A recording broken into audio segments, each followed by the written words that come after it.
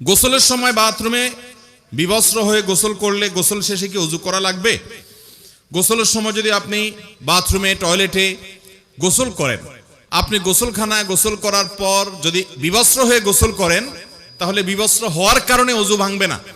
গোসল যদি সুন্নাহসম্মত গোসল করেন, ওই যে কুলি, নাকে পানি, মুখ ধুয়ে হাত ধুয়ে মাথা মাসে করে এরপরে গোসল করেছেন, এবং আপনি গোসল করে কাপড় চেঞ্জ করতে গিয়ে যদি আপনার বিবস্ত্র হয়ে যেতে হয়, তাহলে সেই বিবস্ত্র হয়ে যাওয়ার কারণে আপনার ওযু ছুটে যাবে না, কারণ সতর উন্মুক্ত হয়ে গেলে ওযু ভাঙে না।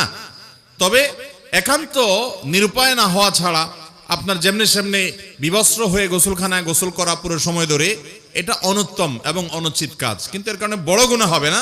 বাট এটা ইমানদারের ইমানের সাথে, ইসলামের সাথে সঙ্গতিপূর্ণ নয়।